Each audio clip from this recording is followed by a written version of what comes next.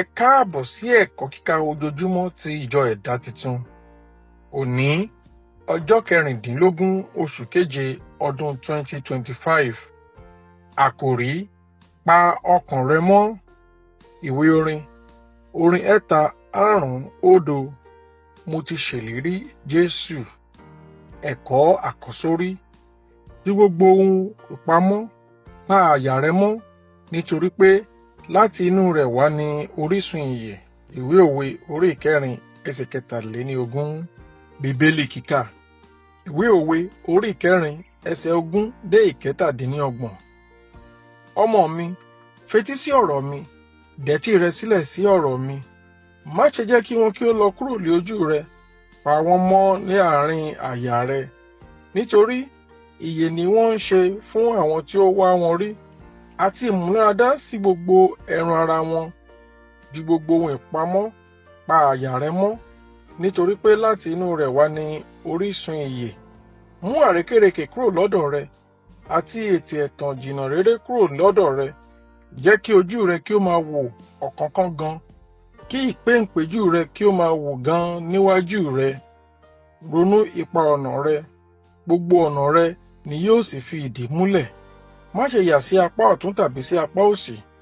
Kí ẹsẹ̀ rẹ kúrò nínú ibi. Ẹ̀kọ́: lójoojúmọ́ ni a máa ń dáàbò bo àwọn ohun tí ó ṣe pàtàkì sí wa.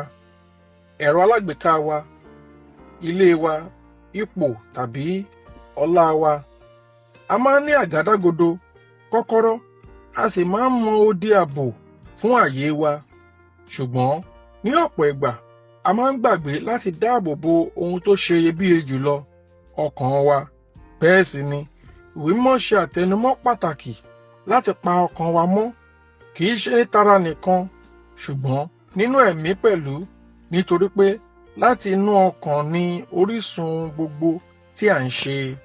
Sólómọ́nì bẹ̀rẹ̀ pẹ̀lú ọ̀rọ̀ ìwé ìpè: fetí sílẹ̀ sí ọ̀rọ̀ mi, àti pẹ̀lú ó sì tún rọ̀ wá láti mọ iyebíye ìṣúra ọgbọ́n Ọlọ́run, kí ó sì jinlẹ̀ nínú wa, kì í ṣe ní ọgbọ́n orí lásán, ṣùgbọ́n ní ṣíṣe lọ́ṣọ̀ọ́ fún ọkàn wa. Ọlọ́run kò fún wa ní ẹ̀mí ẹ̀rù, ṣùgbọ́n ó pè wá sínú ìyè. Àwọn ọ̀rọ̀ Ọlọ́run kì í ṣe ọ̀rọ̀ lásán, wọ́n jẹ́ èròjà ìwòsàn ti ẹ̀mí. Nígbà tí a bá gbààyè fún òtítọ́ rẹ̀ láti gbé nínú wa, kì í ṣe wípé a ó gbọ́ lásán, bí kò ṣe wípé yóò yí ayé wa padà. Ìtumọ̀ Bíbélì nípa àyà kì í ṣe ibi tí a ń ro èrò lásán, ṣùgbọ́n àyà ni orísun ohun tí ènìyàn jẹ́. Èrò wa, ìlépa wa, ìpinnu wa àti ìgbàgbọ́ wa, ohun gbogbo tí ènìyàn ń ṣe ń ṣàn wá láti inú orísun ọkàn wa. Ọ̀rọ̀ rẹ̀, ìṣe rẹ̀ àti ìhùwàsí rẹ̀. Gẹ́gẹ́ bí omi búburú ṣe lè ba gbogbo ìlú jẹ́, bẹ́ẹ̀ ni ọkàn tí a kò pamọ́ lè ba gbogbo ayé wa jẹ́. Ìbáṣepọ̀ wa, ohun tí a yàn, kódà ó lè ṣe àkóbá fún èrò àti ohun tí a jẹ́. Gbogbo èyí ń sọ bí agbára ọkàn ṣe lágbára tó. Nínú ẹsẹ̀ 24 dé ẹsẹ̀ 27, Sólómọ́nì fi àwòrán àfijọ ohun tí pípa ọkàn wa mọ́ jẹ́ hàn. Kíyèsí ọ̀rọ̀ ẹnu rẹ. Gbólóhùn tí ó ń jáde lẹ́nu wa ni yóò sọ ohun tí ó wà nínú ọkàn wa. Ọ̀rọ̀ rere láti inú ìṣúra ọkàn rere.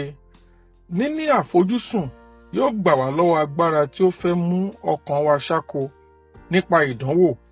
Àwọn ohun àfojúrí yóò tọ́ wa sí ọ̀nà tí ó tọ́ àti ìran rere. Máa gbé pẹ̀lú èròǹgbà rere. Èròǹgbà rere yóò máa tọ́ ipa àti ìṣísẹ̀ gbogbo ayé wa. Bí ọkàn rẹ bá dúró nínú Kristi, ìwọ yóò máa rìn nínú ọgbọ́n Ọlọ́run. Bẹ́ẹ̀ ni ìwọ kì yóò wọnú ìparun. Àmín. Ẹ̀kọ́ àmúrelé. Ohun ta ni ìwọ ń fetí sí jù? Ǹjẹ́ ìwọ ń fi ọ̀rọ̀ òtítọ́ kún ọkàn rẹ, àbí ọ̀rọ̀ ariwo lásán? Àdúrà. Bàbá, ó ti pè mí láti pa ọkàn mi mọ́, nítorí òun ni orísun ìyè. Ràn mí lọ́wọ́ láti pa ìṣúra ọ̀rọ̀ rẹ mọ́, kí n sì máa ṣe àkíyèsí ohun tí mò ń fi ààyè gbà nínú ọkàn mi. Fún mi ní ọgbọ́n, ìkó ara ẹni ní ìjánu, àti láti gbọ́ràn sí ẹ̀mí mímọ́, kí gbogbo ọ̀rọ̀ mi àti èrò mi àti ìgbésẹ̀ mi lè jẹ́ èrò tìrẹ nìkan, ní orúkọ Jésù. Àmín. Títí di ọ̀la, ó dàbọ̀.